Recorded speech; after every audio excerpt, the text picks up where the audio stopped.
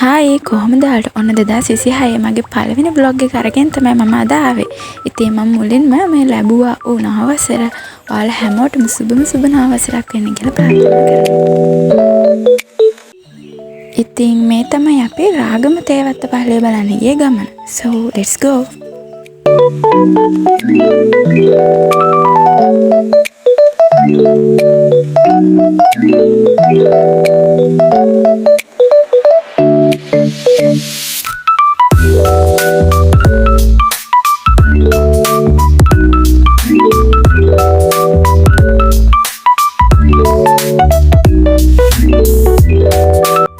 මේ තේවත්ත පල්ලිය ගැන කතා කරනවා නම් මේක ශ්‍රී ලංකාවේ රෝමානු කතෝලික බැසිලිකාවක් විදිහට තමයි හඳුන්වන්නේ.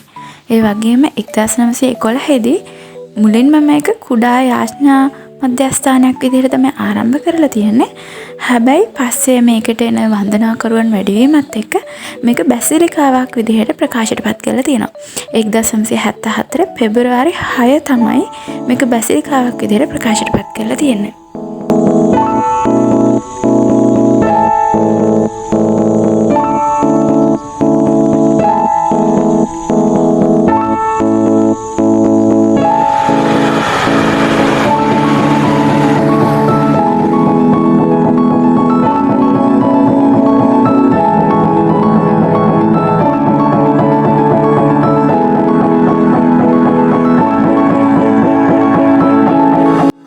මේ රාගම තේවත්ත පල්ලියේ වපසරිය අපිට හිතා ගන්න බැරි තරම් විශාලයි.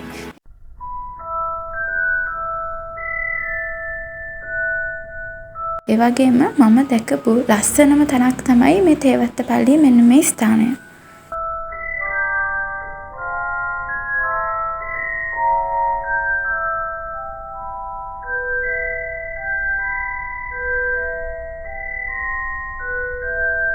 මේ රාගම තේවත්ත පල්ලිය ගොඩාක් පිරිසිදු ස්ථානයක්. ඉතින් ඔයාලා ඇවිල්ලා මේක බලනවා වගේම මේක පිරිසිදුව තියාගන්නත් කටයුතු කරන්න කියලා මම ආදරෙන් ඉල්ලනවා.